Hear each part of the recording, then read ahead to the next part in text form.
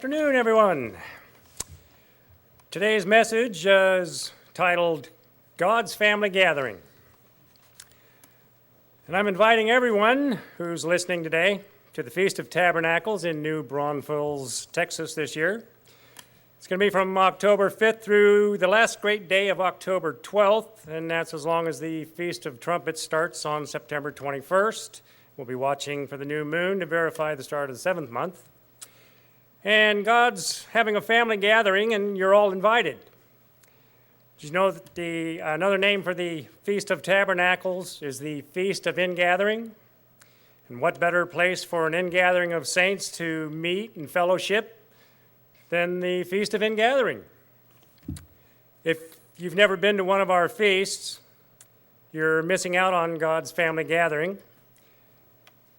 God's gathering his family together, and you can tell he's doing so in this church.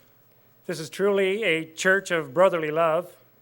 I remember the first Feast of Tabernacles I attended here. It was way back in 1994. Drove about 1,700 miles just to be here. The only people that I had met prior to that was David and Brenda, and that was rather briefly. It was up at Lake Tahoe. David was marrying some friends of mine, and we got to talk only for a short time because kept getting interrupted by some of my worldly friends who were trying to let David know that things have been done away with and once saved, always saved. But David really didn't try to argue, especially with this one, because he could tell that since he had a drink in one hand and a beer in the other, he wasn't going to get far. Anyway, I kept trying to lure the guy away, and I'd come back and try to talk to David and Brenda. Anyway, so they knew that I was interested. A few weeks later, I get this box in the mail, and I open it up. It was from David and Brenda. It was a bunch of tapes, videos, and magazines. It was a treasure chest. I was like, hit the jackpot. And they also put me on the mailing list, so I was getting these tapes every week. And we can go into that story another time. It's not doesn't pertain to today. I just wanted to explain how I got here. And we've all got great stories of how we ended up here. And I've heard numerous entertaining stories from all of you. We had a meeting in the gym a few years back where we sat around and told our stories. Very interesting.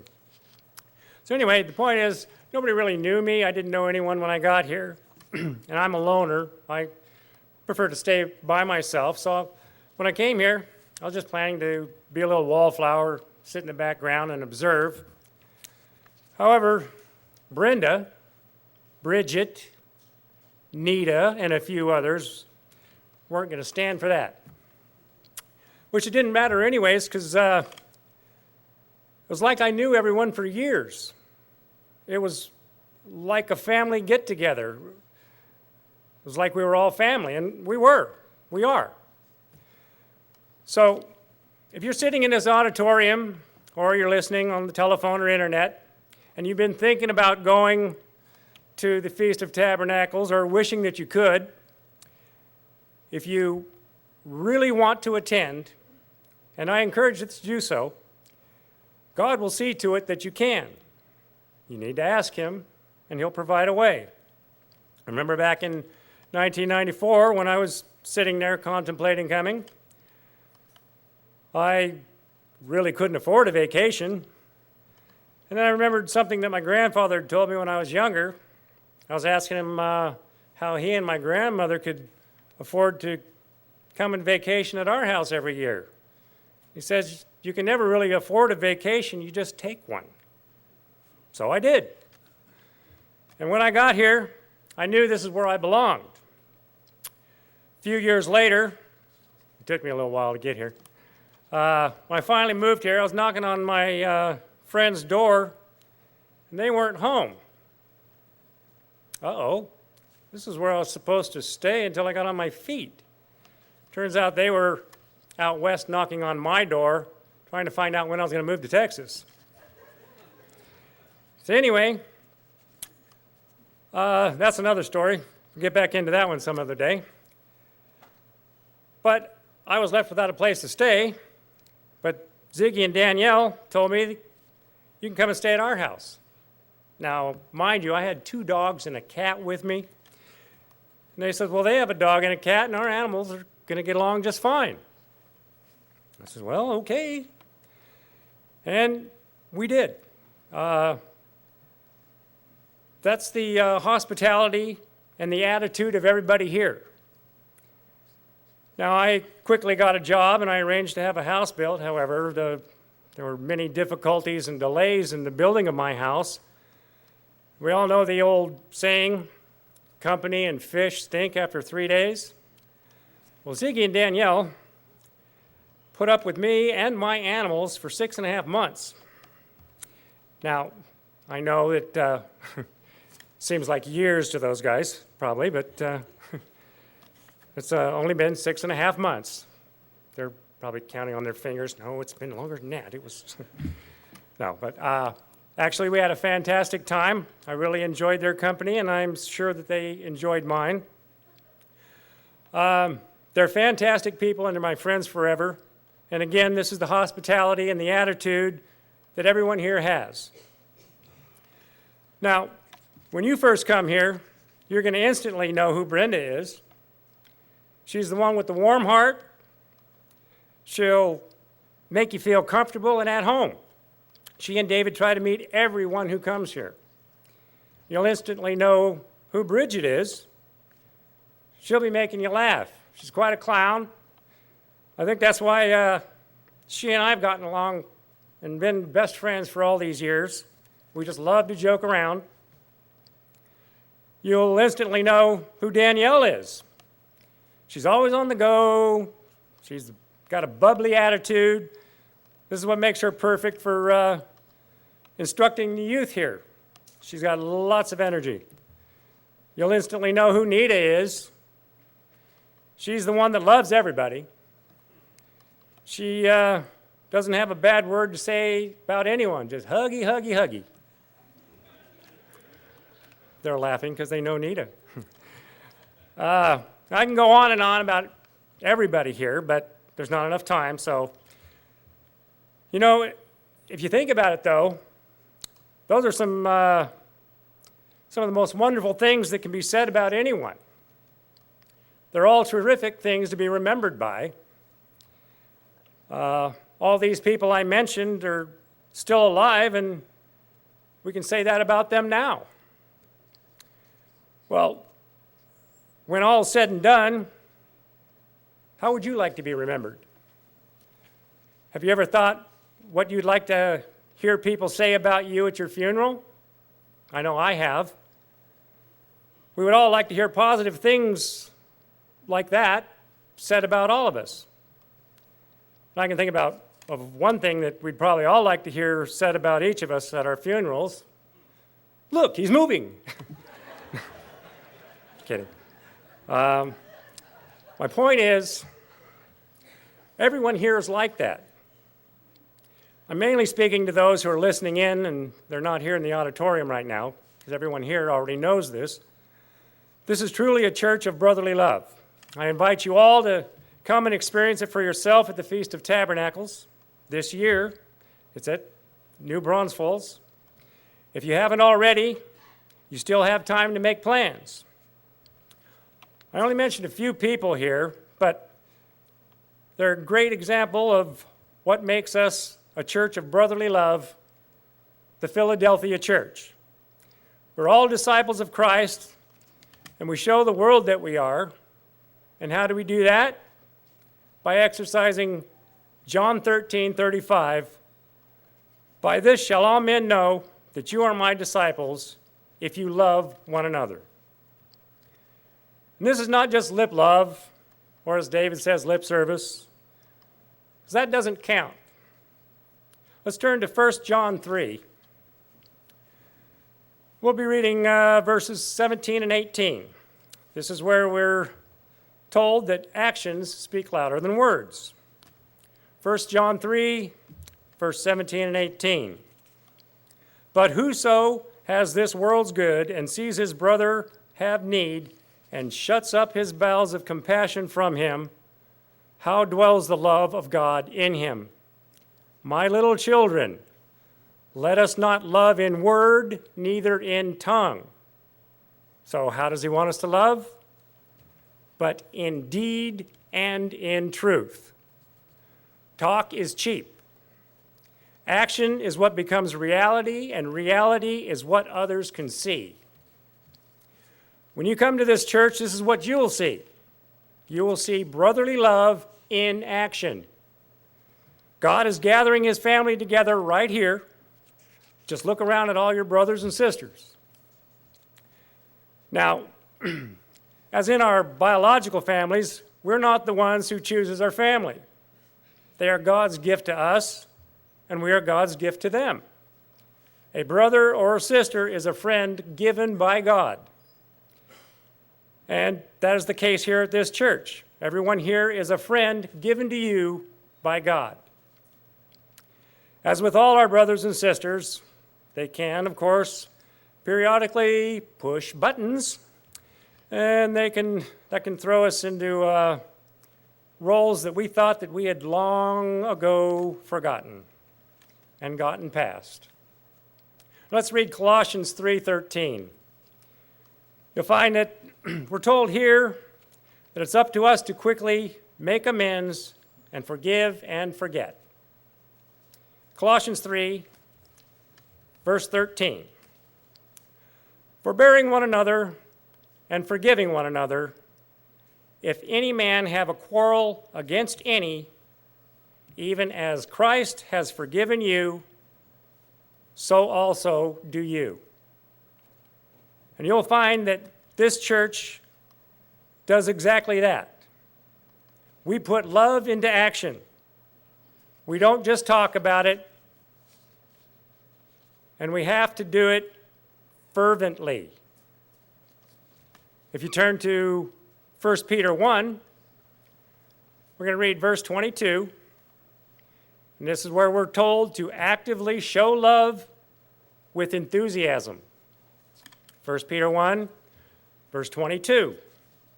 Seeing you have purified your souls in obeying the truth through the Spirit unto unfeigned love of the brethren, see that you love one another with a pure heart fervently.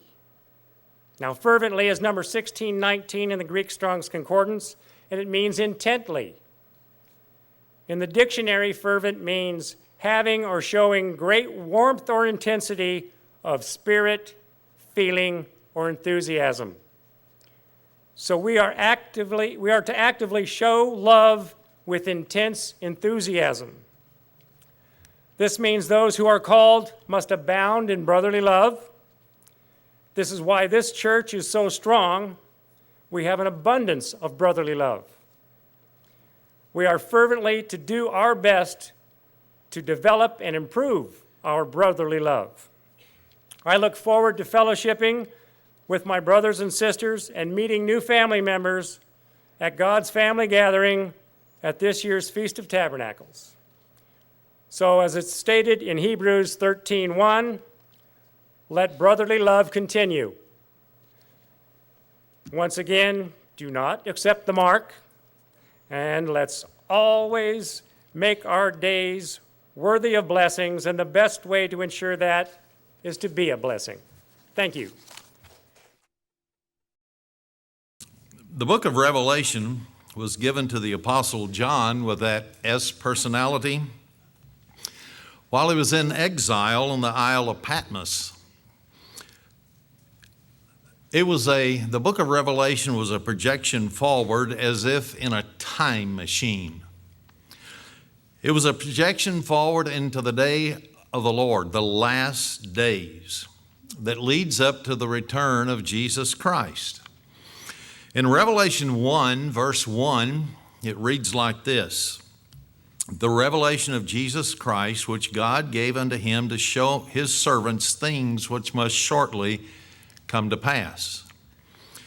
Now, the phrase shortly come to pass, when you look it up in the Strong's Concordance, each of the words, and put them all together, It literally means when you've reached a certain time in history, these events in the book of Revelation will begin to occur. So there is a universal misunderstanding concerning when the time setting for the book of Revelation should be, at least in some church organizations.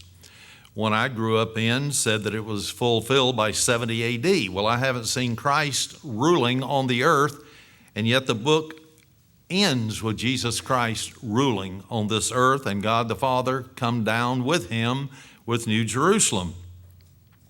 So many people have been taught that John received the vision on Sunday, which they call the day of the Lord, or the Lord's Day, without realizing that this was a Roman Catholic teaching that Sunday became the Lord's Day because they thought Jesus was resurrected from the dead on Sunday morning, which we've proven he could not have been, and it had to be late Sabbath afternoon right before sunset. So nothing could be further from the truth that the Lord's Day was the day when this book was given, meaning Sunday. Notice carefully Revelation 1 verse 10. Here is the time setting. I was in the Spirit on the Lord's Day. Now that's where they get the teaching on the Lord's Day, and they think the Lord's Day was Sunday. The preposition on could have been translated any one of four prepositions, either on, in, at, or by, according to the context. Now, since this book was a projection forward into the future, the proper pronoun should have been one that showed time. Verse 10 should have read and been translated by the King James translators, I was in the Spirit in the Lord's Day. There's approximately 30 separate places in the Old Testament talking about the Lord's Day, which showed that it's the return of Jesus Christ, the end of the age when terrible events are going to be taking place. The reason this understanding is a must is that prophecies deal with nations and religious organizations that fight Jesus Christ at his return. So if this was fulfilled in 70 AD, then they could not fight Jesus Christ at his return. And showing this fighting, I won't turn there, but I'll refer you to Revelation 17, 12 to 14, and also Revelation 19, verse 11 to 21. You can read it on your own time. We see war beginning to be waged in Iraq and Afghanistan by the United States. Now, why is this taking place? Has there been a secret agenda that has not been available for the public to know? You and I, Mr. and Mrs. John Q. Public. Now, the United States was declared to be a Christian nation on February 29, 1892, in a 9-0 decision of the Supreme Court. Has there been plans formulated to make war with professing Christians by a foreign religious organization and political organization, and would it carry a war machine to carry out that persecution? So that's the question. Has it been planned? One of the signs, according to Matthew 24, that Jesus Christ gave that his return was just around the corner was that there was to be wars and rumors of wars. Nation will rise against nation. That's world wars. And then, of course, many revolutionary wars. Now, does the book of Revelation correspond to Matthew 24's account that there will be wars and rumors of wars? Notice what it says in Revelation 6, 9 to 11, the results of when war is being made upon people. And when he had opened the fifth seal, I saw under the altar the souls of them that were slain for the word of God. If you're slain, That means you're no longer alive. And for the testimony they held. Down just a little bit, it says that they should rest yet a little season. Why should they rest in the grave a little season? Until their fellow servants also and their brethren should be killed as they were, should be fulfilled. When this end time world government called the beast in Revelation 13 and from that time forward in the book, when he has gained control, note what he is going to cause to happen. Revelation 13, verse 7. And it was given unto him to make war with the saints and to overcome them. And power was given him over all kindreds, tongues, and nations. There was a blueprint that caused the fall of the Roman Empire. That pattern is being used to cause America to fall today. Mercenaries were used in place of the regular Roman armies after a long period of time, and they began to be used to protect their kingdom. They were called the Praetorian Guard. There is a private army that has been on the rise now and became more powerful than many nations with military equipment. It is called Blackwater, USA. Blackwater executives boast of membership of the Sovereign Order of Malta, the Knights of Malta, which are both dedicated to global Roman Catholic rule. They are dedicated to putting the Pope in Rome back as world governor with a political organization working hand in glove. I checked out a book from the Clayton, Missouri Library back in the 1980s when I lived there. That was about global government. This was the United Nations Library, and it was published by them with their seal on the inside cover. It stated without apology that the Secretary General of the United Nations will be the political pontiff and the Pope of Rome would be the religious pontiff in the New World Order once it was established. It went so far as to mention 3 previous popes that brought the Catholic Church into the New Age. Now, Blackwater is a private army. It's controlled by one person.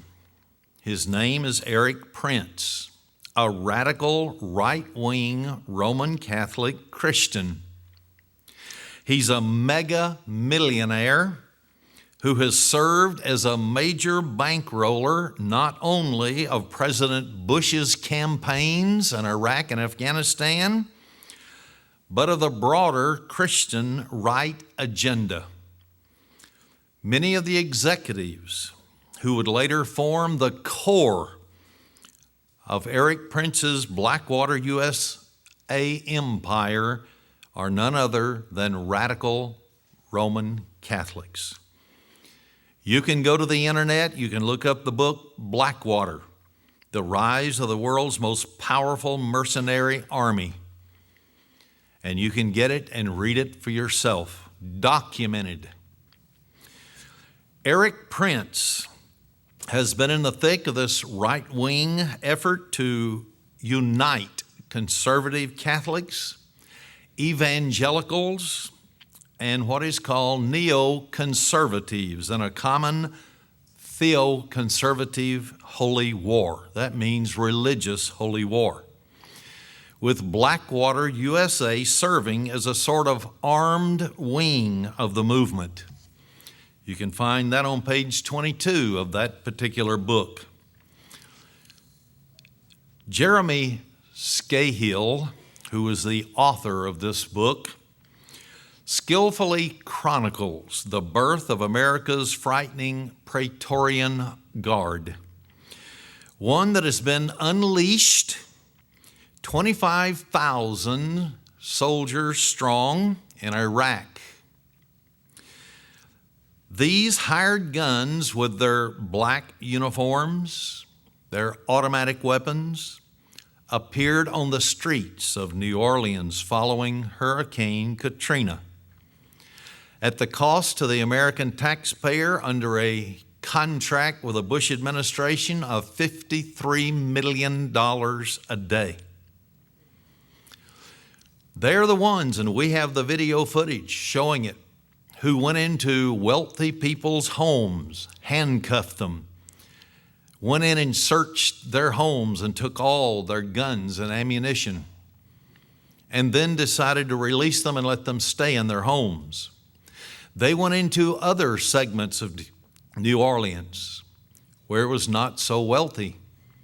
An 80-year-old woman, which we have the video clip of, was wrestled to the ground, injured, roughed up, all because she had a little tiny handgun to protect herself, and she didn't even have her finger on the trigger, and they wrestled her to the ground. Blackwater USA operates at home, inside this country, and abroad, beyond the bounds of legal constraints. They do not operate under the United States military code. They cannot be tried in military courts. And they're controlled by secretive puppet masters, such as Eric Prince, who have close ties with a radical Roman Catholic Christian right.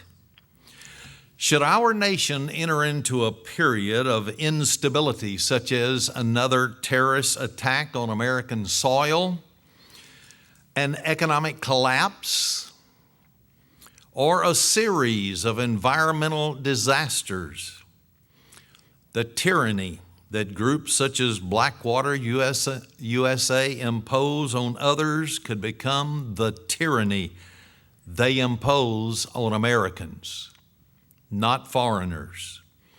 To be exact, they've been accused, and video footage has been taken of them driving down the streets of Iraq and just shooting down innocent bystanders, not held accountable in any military court, not held accountable in a civilian court.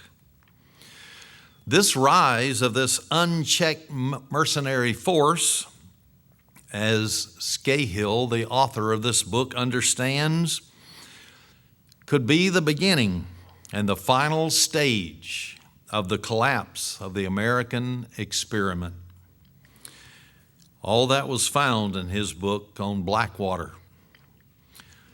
At Jordan's Special Operations Forces exhibition and conference, this was held to show all the leading operations forces, homeland security, counterterrorism forces, and security forces, how that they could purchase the services of Blackwater USA.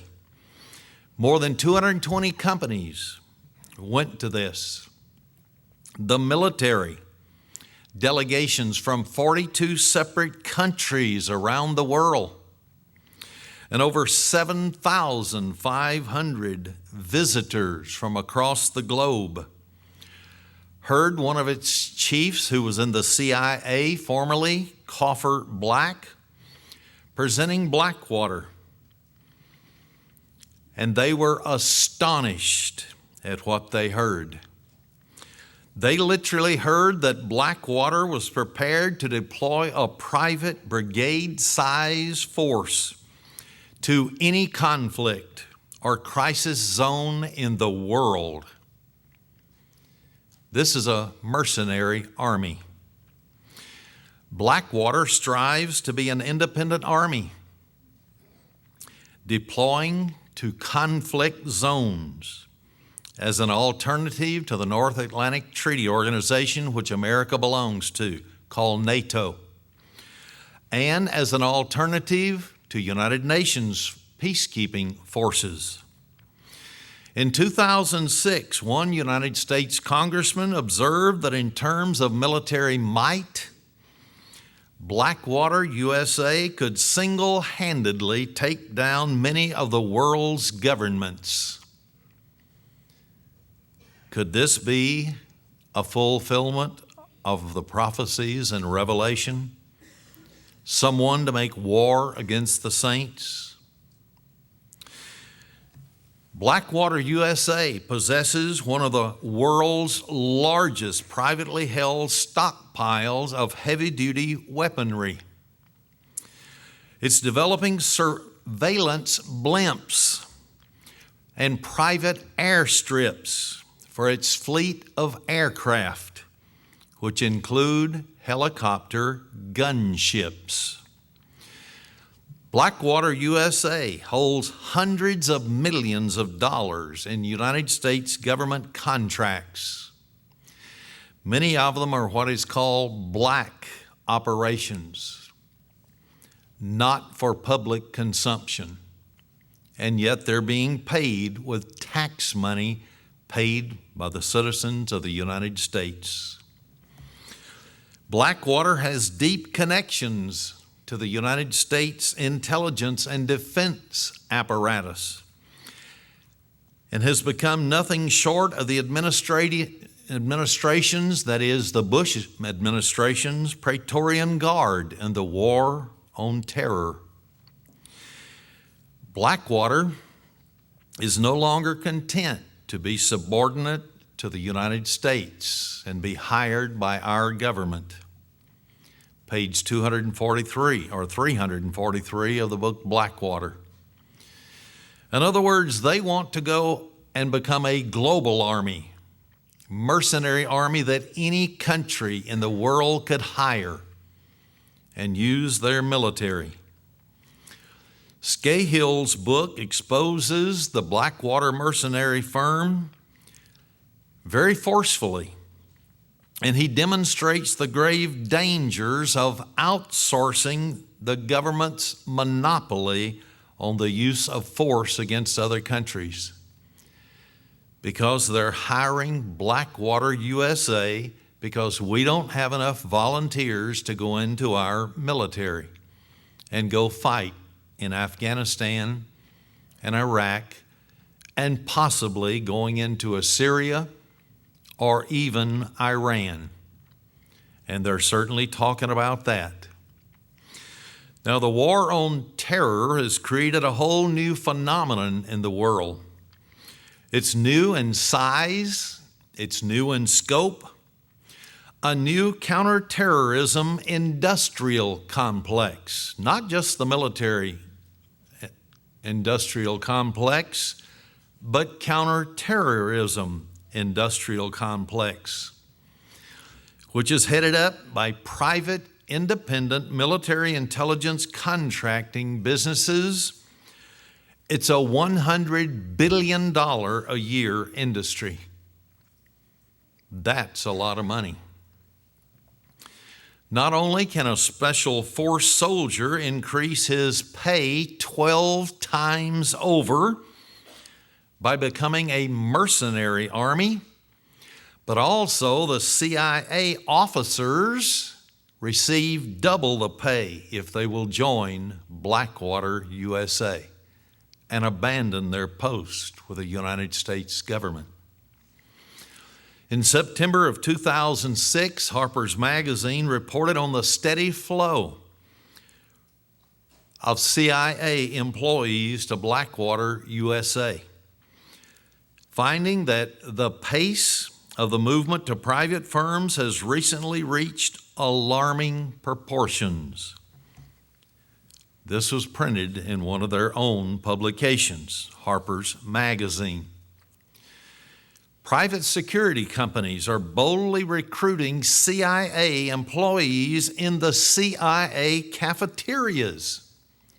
And they're standing in line with them to obtain their meals and coffee. Knights of Malta, CIA experts, are moving into the privatized sector, building private armies directed by radical Roman Catholic entrepreneurs, such as the heads of Blackwater USA. It's a mighty international change of massive proportion into uncharted waters of power. Military and intelligence and espionage, power is what we're talking about, all moving away from the government of the United States to a private military power. And it's being captured by the radical side of Roman Catholicism. Many people have never even heard of the order of Jesuits within the Roman Catholic Church. We have Jesuit universities all over the United States and Europe. Bill Clinton went to a Jesuit university. A Jesuit professor was his mentor, Carol Quigley. These organizations, all the Jesuits in this order, enter in secret to private sectors with one goal in mind: subverting that country and bringing it back under the control of the Pope. If another Katrina or 9/11 type disaster hits in America, with nearly 200,000 of these new, unchecked private mercenary armies coming back home to America, experts warn that the tyranny will be something to behold.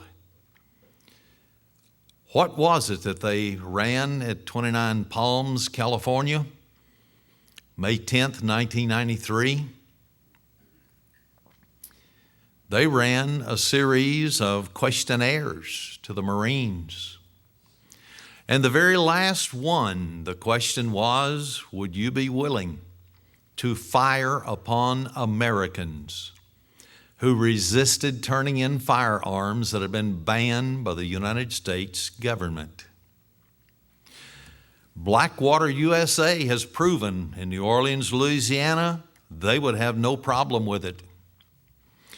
Whether we want to believe it or not, present Pope Benedict XVI was and still is a member of the Order of Inquisitors, founded by Ignatius of Loyola around 1100 AD to find disloyal people to the Catholic Church. Loyola was to set on fire the continent of Europe by burning heretics at the stake.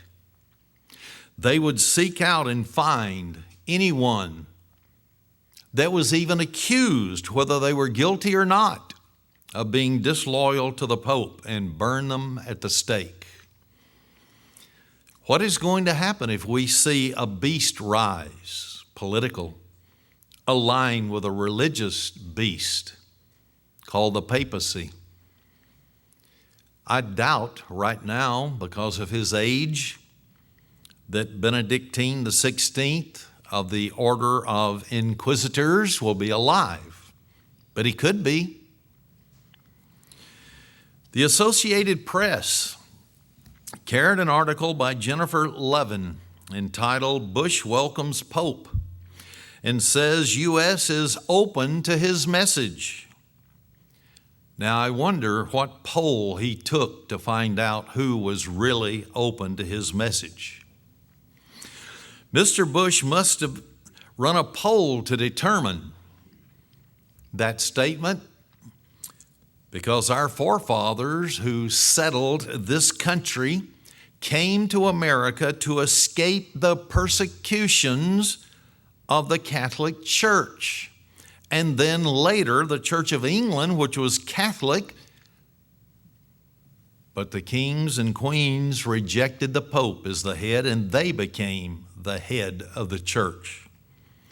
And anyone that disagreed with them were still persecuted, so they came to America.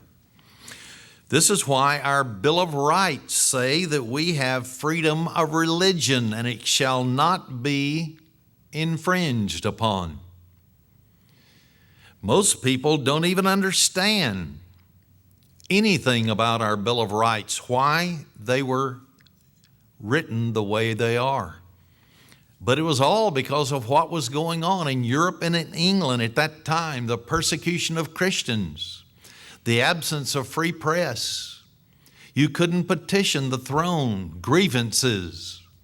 And so they made sure that under our Constitution and Bill of Rights we'd be able to, and that not one religious organization can gain power and make a state church that everybody must belong to under the threat of death.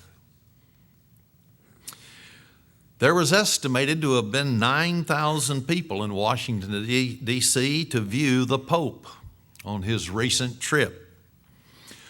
Bush said, and I'm quoting, "Most of all, Holy Father, you will find in America people whose hearts are open to your message of hope," end of quote. For those who have forgotten or never even been taught history, they will accept his message.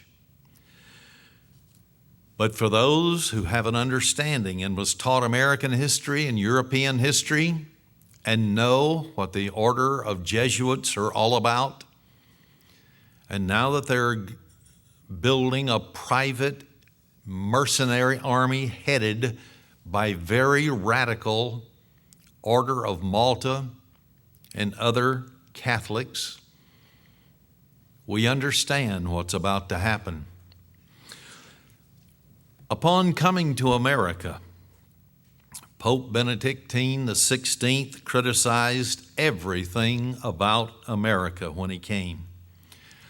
He criticized illegal immigration, said we should have an open heart to them. The Associated Press ran an article by religion writer Eric Gorski entitled, "After Intimate Meeting, Pope Turns to a Global Audience." The Pope said that international cooperation or world government was threatened by the decisions of a small number of people. By this, he meant that the United States and Britain were threatening world stability because we made the decision to go to war in Iraq and in Afghanistan and declare the war on terrorism. This was spoken before the United Nations organization. In addressing the United Nations General Assembly, the Pope said the United Nations work is vital.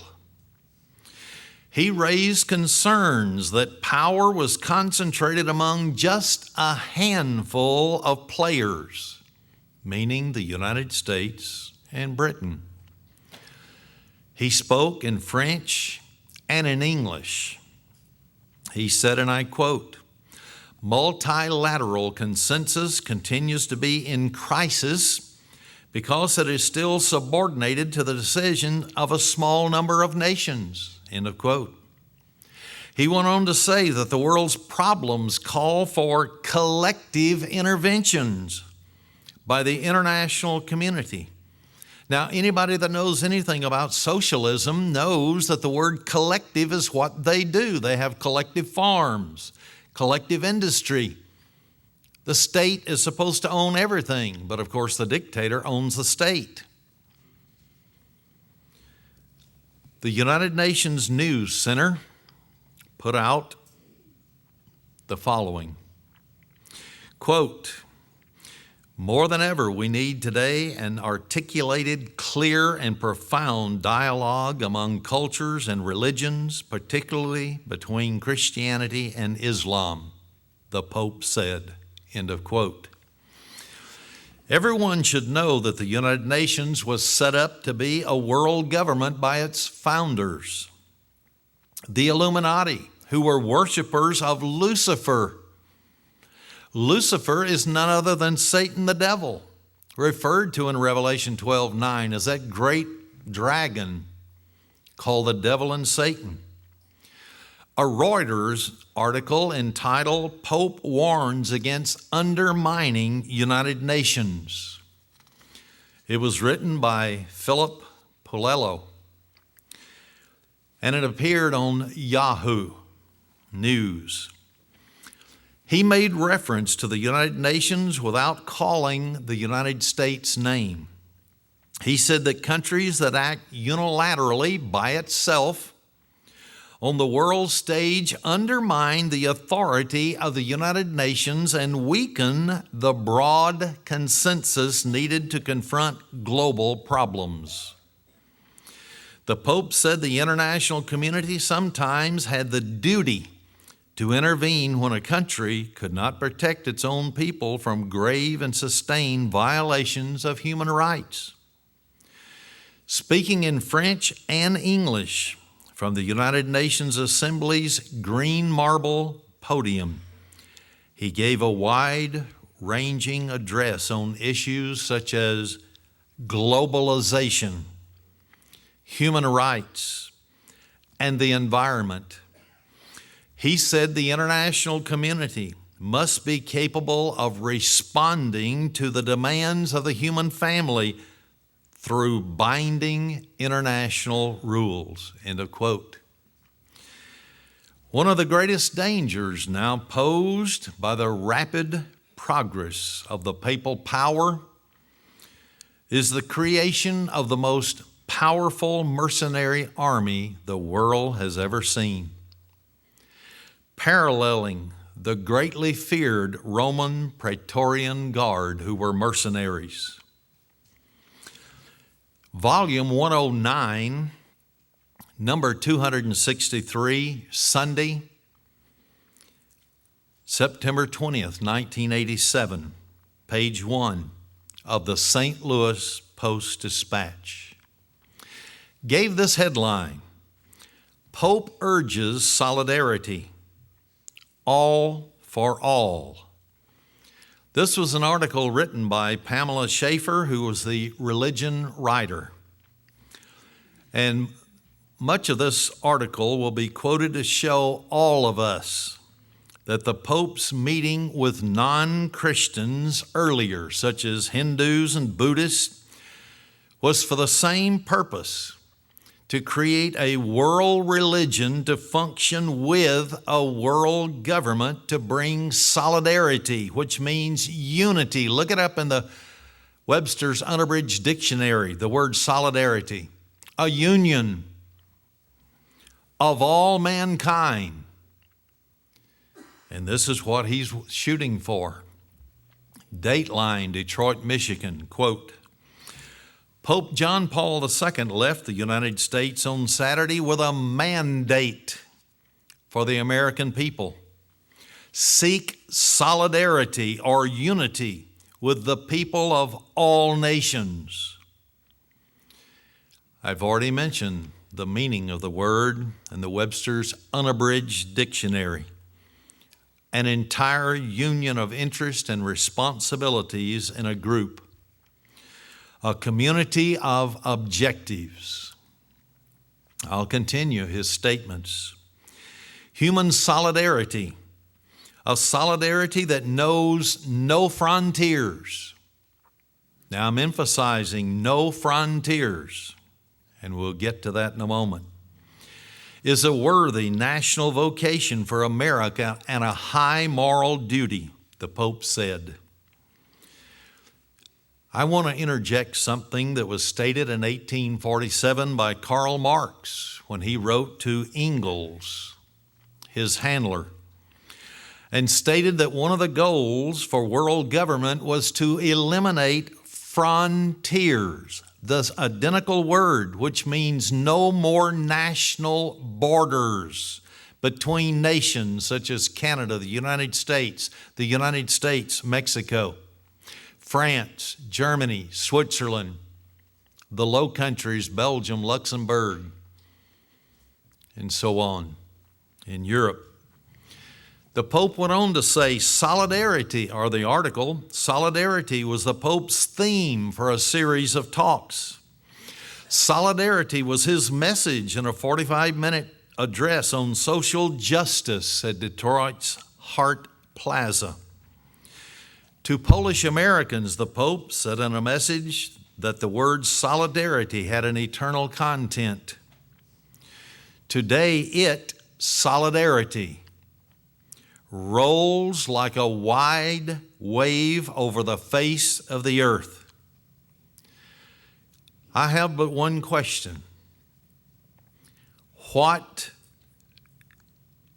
solidarity is rolling like a wide wave over the face of the earth? It is international communism and socialism. There is no other ism. And the Pope says we should join it. We'll understand before I'm through why he made that statement. He went on to say, which realizes the solidarity that we cannot live according to the principle of all against all. That's nationalism. But only to another principle, all with all for all. End of quote. He said there had to be a spiritual union of all human beings. And during this farewell ceremony at the Detroit, Michigan airport, then Vice President George Herbert Walker Bush said of the Pope's second United States visit, quote, "Millions have listened for the call for solidarity, and you have touched us deeply, the hearts and souls of all America, especially those of your fellow Catholics, more than 50 million strong."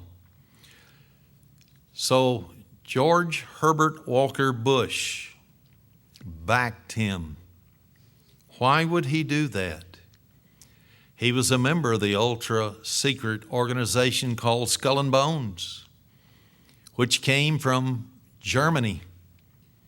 Where did the Illuminati come from? Bavaria, Germany. When it was raided by the Bavarian government, and mountains of documents were taken, proving that their goal was a world government and world religion. Everybody on earth had to participate in it. They had to change their name. And now they have a many-front organizational structure. One of them, and one of the most powerful, is Skull and Bones, working for world government.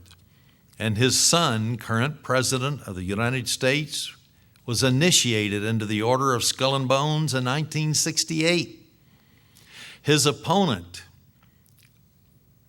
John Kerry, was initiated in 1967, his opponent in the last elections.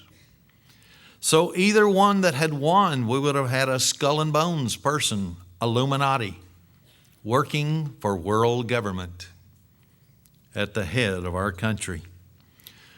This newspaper article went on and said in every one of his talks, the Pope used the word solidarity.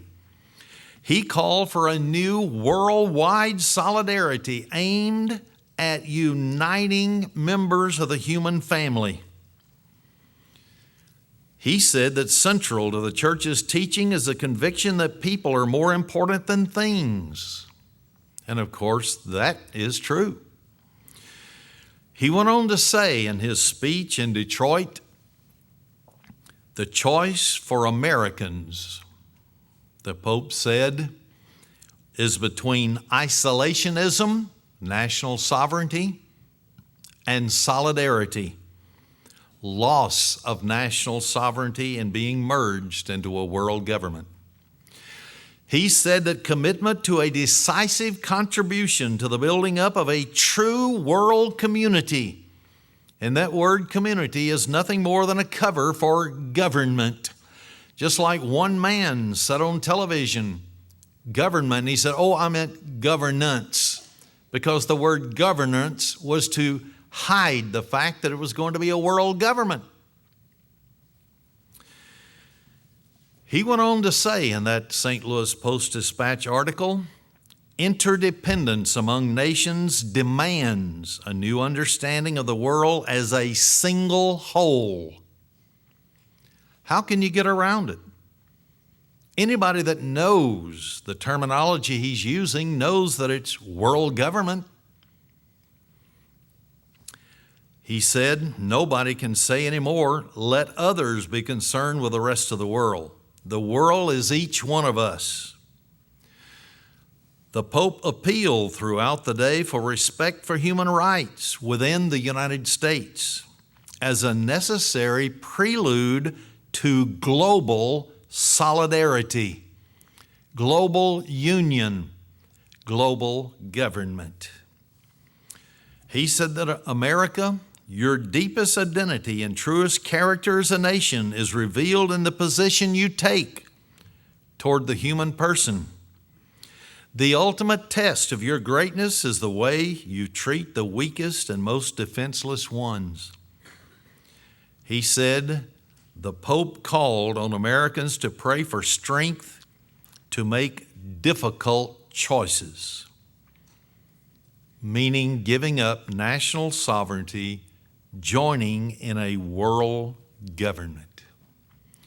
That's exactly what he meant. How do we know that?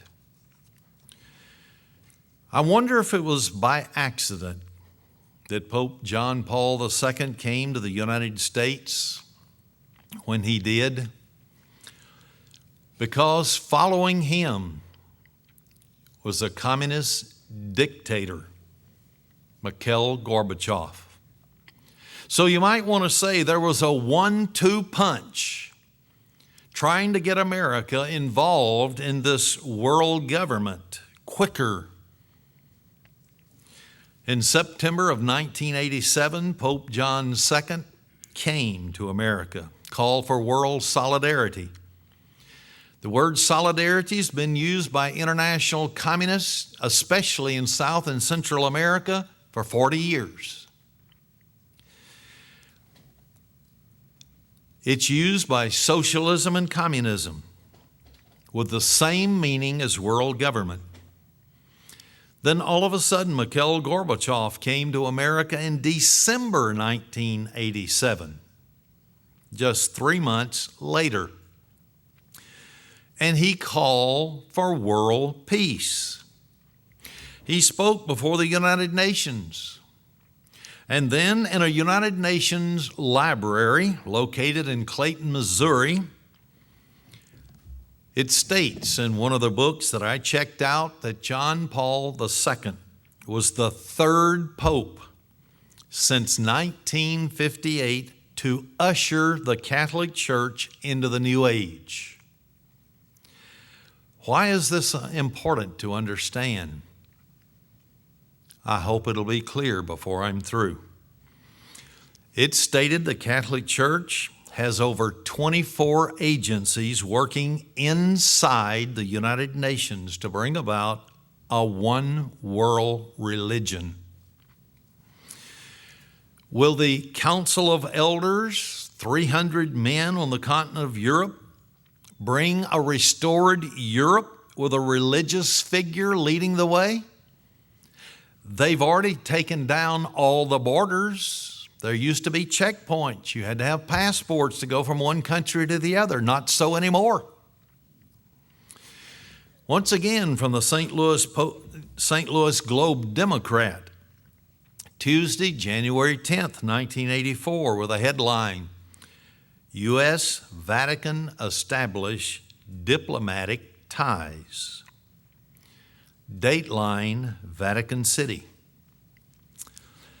Guided by Pope John Paul II's charismatic international appeal, the Vatican heightened its world status by establishing full diplomatic relations with the United States. Church officials say the Vatican will find its campaign for peace, justice, and a better distribution of the wealth throughout the world, significantly strengthened with a formal diplomatic mission in Washington. Did we hear what this said? The Pope said, a better distribution of the wealth. The above statement by Pope John Paul II sounded just like Karl Marx in socialism, when Karl Marx called for the redistribution of the wealth of the world from the have-not countries or the have countries to the have-not. What are we seeing today? All of our manufacturing base sent to Mexico, China, the Philippines, and India. The have countries being replaced and all their manufacturing base given to the have-not countries. Notice what it says in Revelation 17, verse 1 and 2. There came one of the seven angels which had the seven vials and talked with me, saying to me, come here. I'll show you the judgment of the great whore. Now this is a woman. The church is likened to a woman in the book of Revelation. One is a great false church that was not faithful to Jesus Christ. The other was a small church that was persecuted and hounded by the great false church. And it says, this horse that sits upon many waters, with whom the kings of the earth have committed fornication. It's talking about spiritual. And the inhabitants of the earth have been made drunk with the wine of her fornication, her false teachings. Now, what is this waters that sits upon many waters? Revelation 17:15 identifies it. And he said unto me, the waters which you saw where the whore sits are peoples, multitudes, nations, tongues. So this is a global religious organization. Note that this great false church has diplomatic ties with nations such as the United States of America. It's also found in every nation, a global church organization that would not wait for the return of Jesus Christ to rule the world. Jesus said, my kingdom is not of this age, not of this time. Yet the Catholic Church says, we have the right. I am the vicar of Christ, the Pope. Vicar of Christ means I'm sitting in the place of Christ and I'm to rule the world. They would not wait for the return of Jesus Christ. It wants world government under their domination religiously. Notice a monumental book that was authorized by the Catholic Church to be published. It was entitled Catholicism, Capitalism, and Communism by a Reverend Jeremiah C. Harrington. This was published in 1926, and nothing has changed. From the author's note and introduction, I quote, we do think that the abuses of capitalism are as dangerous as socialism or communism.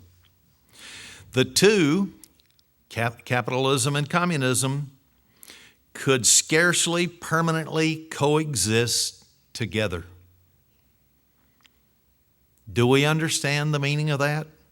The Catholic Church cannot coexist with our form of economic system. Capitalism is a comparatively new economic system, but we believe that the influence of the church will be the gradual diminution and eventually the abandonment of capitalism, because the spirit of the Catholic Church and the spirit of Catholicism or capitalism cannot permanently coexist together. Monumental words. He went on to write, "What will be the nature of the system that will supersede capitalism? It will not be either socialism or communism, but what several Catholic writers have called distributism. In other words, the redistribution of the wealth. This will be the system in which the great majority of men will own and control some private property. Slavery and paganism went along together. Capitalism and Protestantism have gone along together. Catholicism and distributism went along together during the great 1,000 years of Christendom." That's Catholic style. Both are coming back, the Catholic Church and their form of economic system, and will go along together again, perhaps another and greater 1,000 years. Is there a threat to our government from a religious organization that now has a mercenary army outside the military codes? Cannot be tried in a military court, but it's outside the civilian, so it can't be tried in the civilian courts as you and I could. I'll continue this quote. "It was the Catholic Church that directed the organization and controlled the destinies for 700 years of the only just and righteous social and economic system recorded in history." I took European history. That was part of my minor in college. No, their form of economic system is, if you're accused of being a heretic, we kill you and take all your property for the church. That's their form of economic system.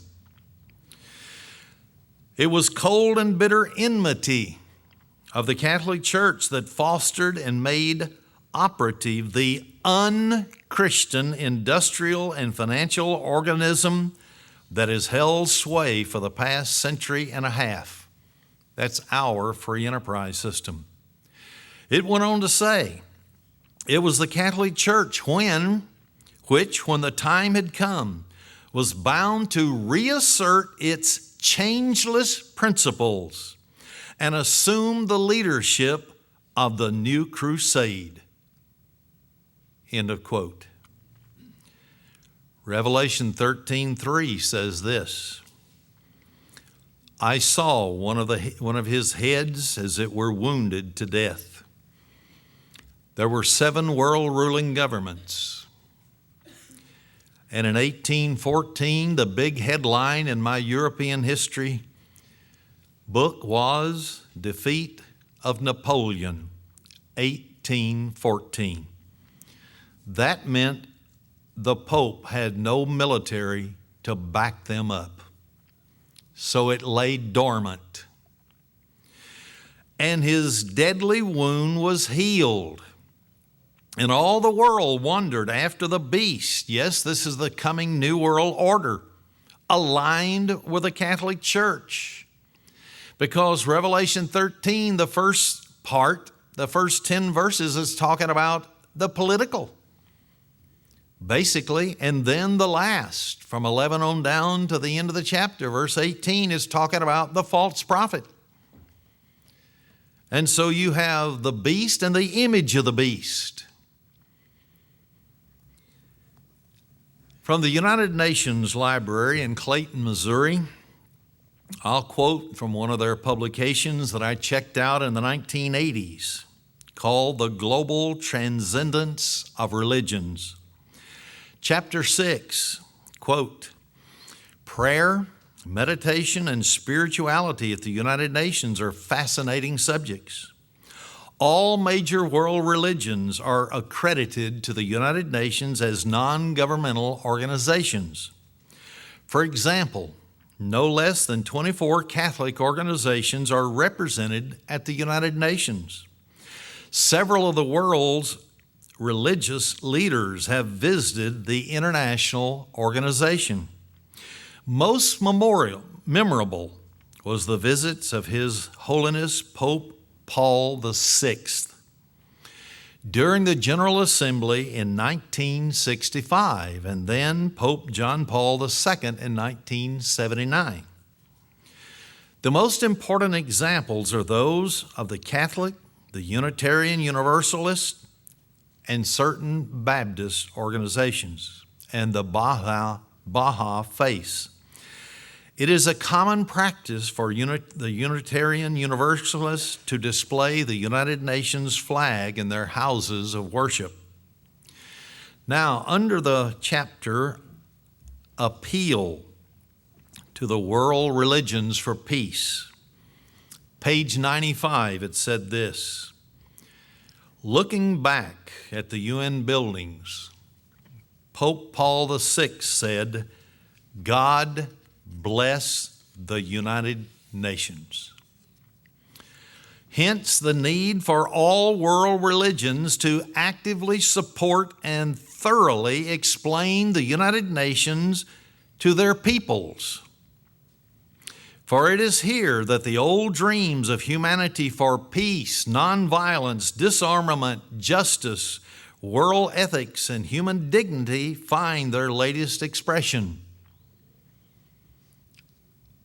I bear to differ with them.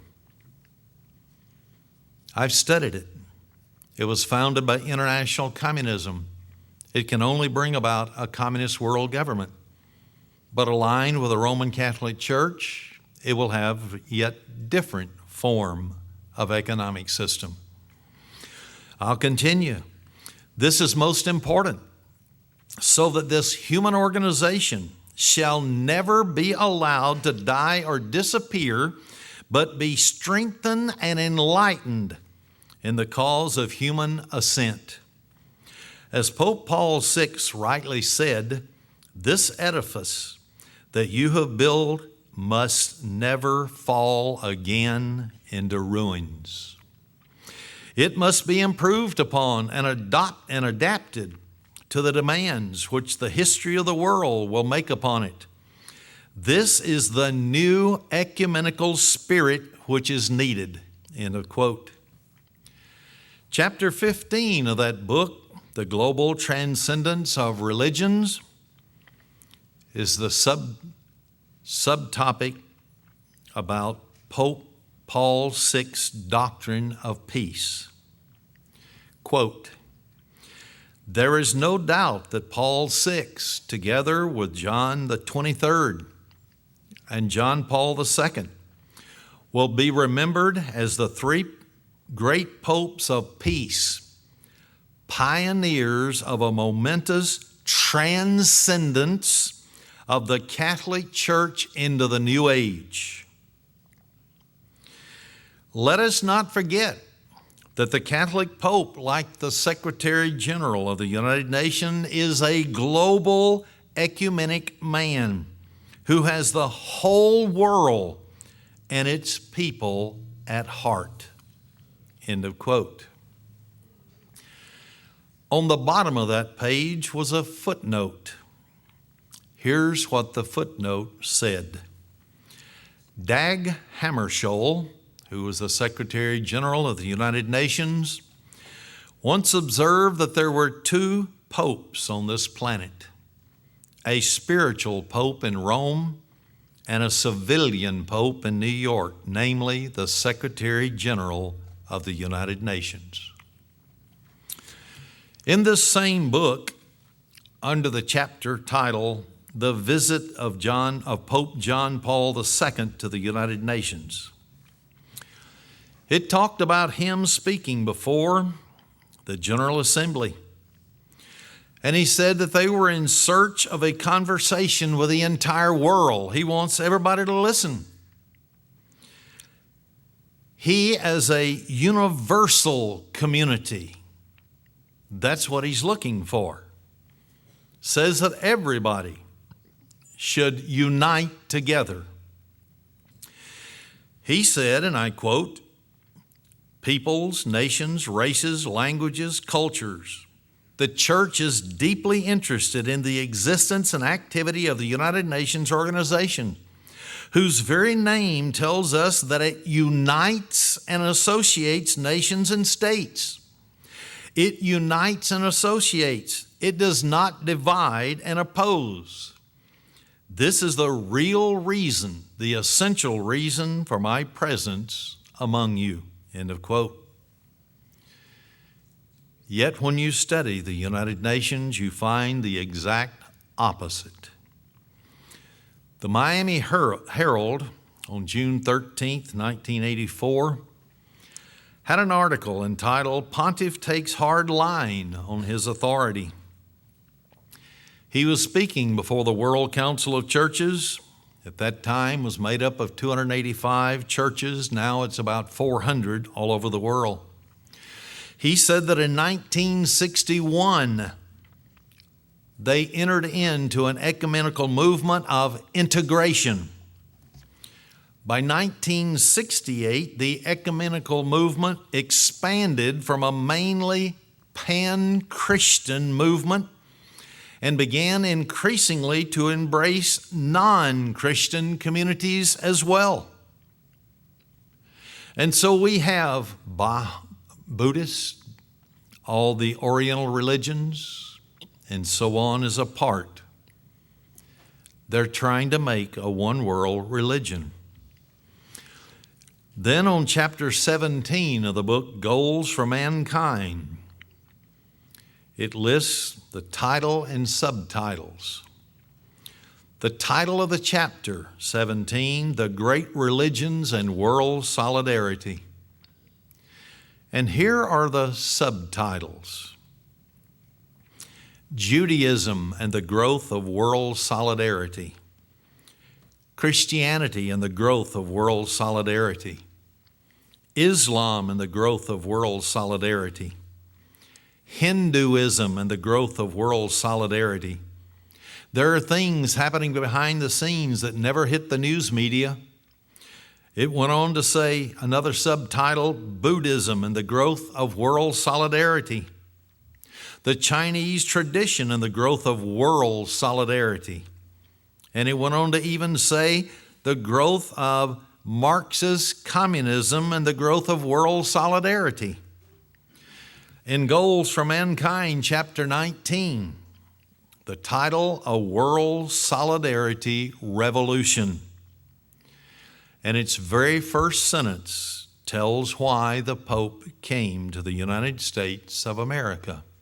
Quote, "The achievement of world solidarity," remember the definition from Webster's, unity, "is the great imperative of our era." The United Nations book, The Global Transcendence of Religions, stated that John Paul VI, or Paul VI, John the 23rd, along with Pope John Paul II, brought the Catholic Church into the New Age. But there was Pope John Paul I. He was left out. Why did he die after only 33 days in office? 33 days. He didn't seek to be the Pope. He didn't go out and campaign for it, but he was selected. He was a quiet man, kept his thoughts to himself. And so, on September 28, 1978, the new Pope had been for 33 days in office. And in a little more than a month, he had initiated various courses of action, and had they been completed, the world would have been dramatically different than what it is today. The great masses of humanity would have applauded, but a minority of individuals would have been appalled at what he was doing. He was sitting down eating a meal with his Secretary of State and two others his last night before he was murdered. He had several ladies there called nuns who were attending to them. But there were other men in other places in Vatican City who were had become deeply having anxiety attacks, you might say, because of the activities of this new pope whose name was Albino Luciana. On the floor below, the head of the Vatican Bank, Bishop Paul Marcinkus, had his lights on. He wasn't interested in eating. He had been looking back over things that he had wished now that he had not done, because remarkable changes were about to be made, and he would be a part of those that would meet their Waterloo.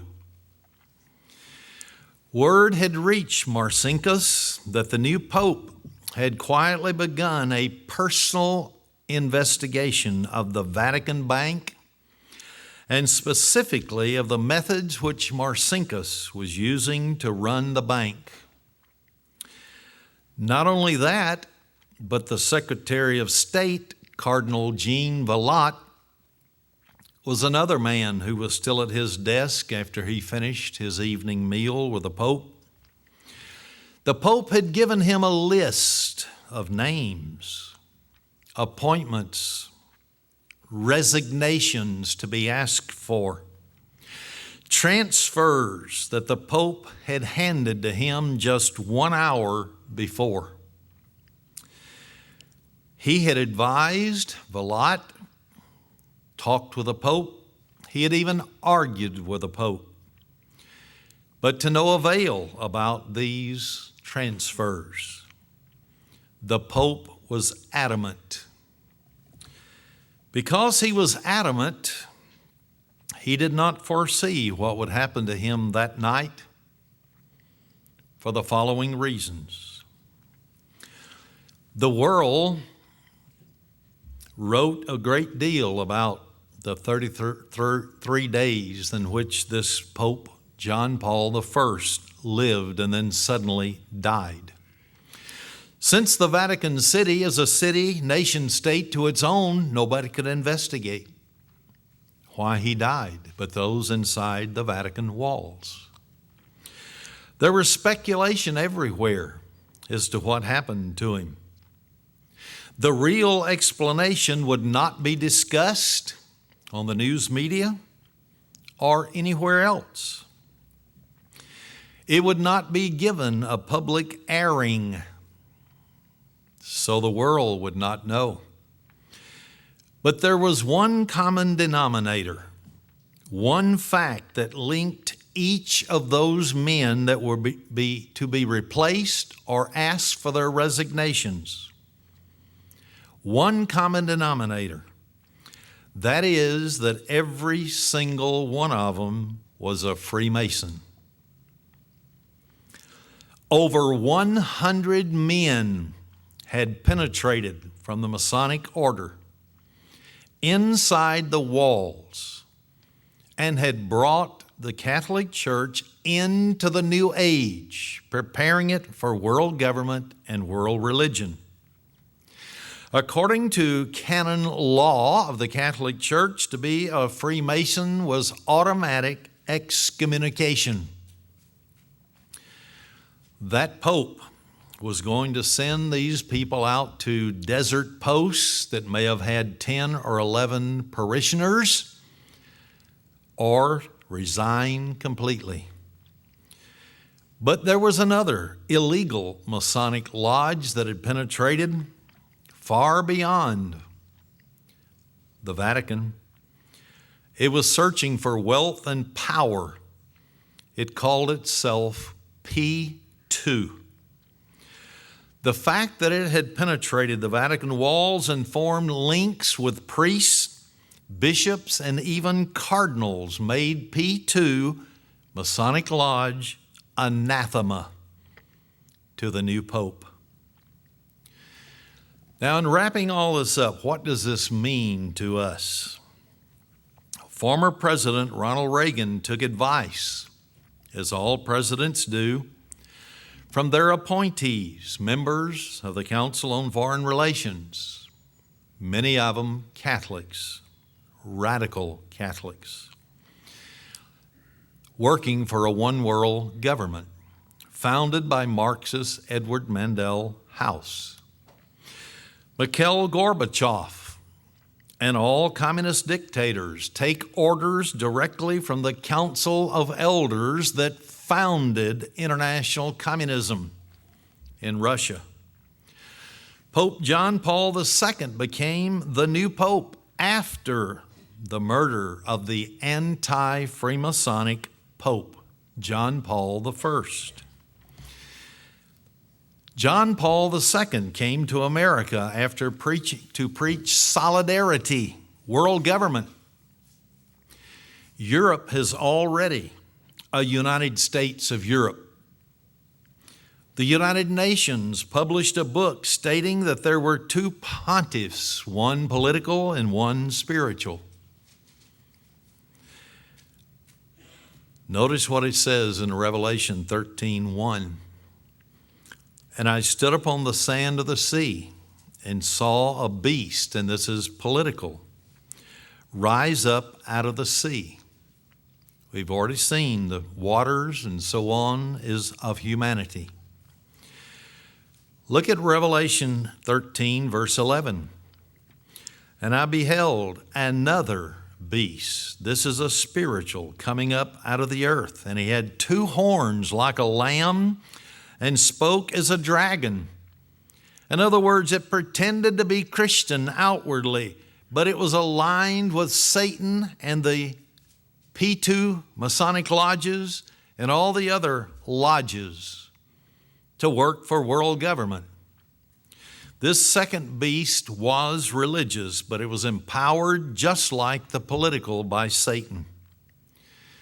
Adam Weishaupt, professor of canon law at Ingolstadt University, which was a Jesuit university in Bavaria, Germany, formed the Illuminati May 1st, 1776. This Masonic order had 7 basic aims. Number 1, the abolition of all ordered government to prepare for the New World Order. Second, abolition of private property. That's why the Pope said some private property. Third, the abolition of inheritance. Nothing could be handed down from one generation to another. Number 4, abolition of patriotism. Why? It would be a world government. No nationalism anymore. Number 5, abolition of all religions. Why? They would have a world religion. Number 6, the abolition of the family, marriage, morality, and the proper education of children. Why? When a nation is undermined and the stability of the home is broken, they can easily collapse as a nation. As a result, the 7th step, the creation of a world government. On the 16th day of July, 1782, at the Congress of Wilhelmsbad in Germany, an alliance between the Illuminati and Freemasonry was sealed. This pact joined together all the leading secret societies of that day, and it united more than 3 million people all over the world that were working for world government. From the book World Revolution by Nesta Webster, page 18, quote, "What passed at this terrible Congress will never be known to the outside world, for even those men who had been drawn unwittingly into the movement and now heard for the first time the real designs of the leaders were under oath to reveal nothing." just on television on the History Channel the week before this taping. It told about Freemasonry and Morgan, who was killed because he was going to expose Freemasonry. And he was drowned in one of the Great Lakes. I'll continue. She said, one honest Freemason, the Comte de Vero, replied, I can only tell you that all this is very much more serious than you think. The conspiracy which has been woven is so well thought out that it will be impossible for the monarchy, that's kings of Europe, and the Catholic Church to escape from it. Who is it that penetrated the walls of the Vatican? The Freemasons, the P2.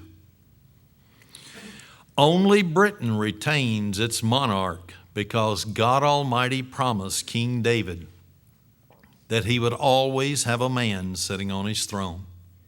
All the rest of the monarchs have been tumbled and toppled. A man by the name of Baruch Levy, in a letter to Karl Marx, and both of them were Freemasons, stated that, and I quote, sovereignty over the world will be reached by means of the unification of the human race. What did the word solidarity mean? Unity. The elimination of frontiers, the elimination of borders. What are they doing with the North American Union? Eliminating the border between the United States and Mexico, the United States and Canada. What have they done in Europe? An elimination of all monarchies, and by means of the institution of a world republic. End of quote. Have all monarchies in Europe fallen except Britain? There are no more absolute monarchs anywhere. There is one thing that we have to understand, and then I promise I will close. The Bible says very clearly that Satan, the great red dragon, called the devil and Satan, is what's giving rise to this end-time system. Albert Pike, who was the supreme pontiff of universal Freemasonry, head of the Scottish Rite, in the 1870s wrote a book called Morals and Dogma. But he wrote also to all those 23 councils of the world, to the top person in each one of those. And he said that Lucifer is God. Lucifer. He said that those of the 32nd degrees and down should be told that they of the higher degrees believe in a God, but not tell which God they worship. And in his book, Morals and Dogma, he says the world is one republic, of which each nation is a family of every individual, and every individual is a child.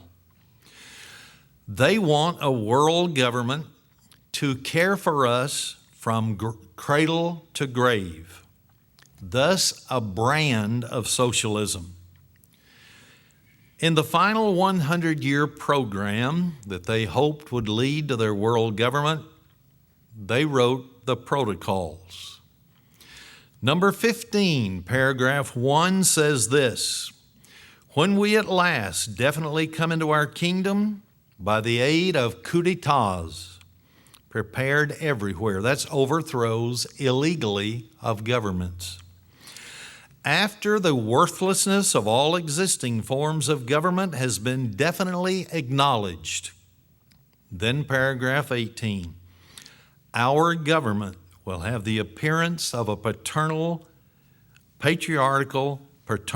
guardianship on the part of our ruler. Our own nation and our subjects will discern in his person a father caring for their every act. their every interrelation as subjects, as well as their relation to the ruler. If they wish to live in peace and quiet, they will acknowledge the autocracy of our ruler with a devotion bordering on apotheosis. Now, this is incredible because the word apotheosis literally means the elevation of a mortal into the ranks of the gods. That's why in Revelation 13 they will worship the beast, a human being. Albert Pike had an argument with a man by the name of Adriana Lemay, who followed Adam Weishaupt over the name of the god of masonry. Pike wanted to call him Lucifer. Lemay wanted to call him Satan. They finally agreed upon the word Lucifer. We see right in our presence right now, all around us, the rise of an end-time social system, the United Nations. We see the rise of a world religion, the Catholic Church, and the ecumenical movement. We see the rise of a mercenary army outside the jurisdiction of any government. Do we believe that it's going to be very long? I don't believe so. You and I need to keep watching and praying that we will be accounted worthy to escape all these things and to stand before the Son of Man.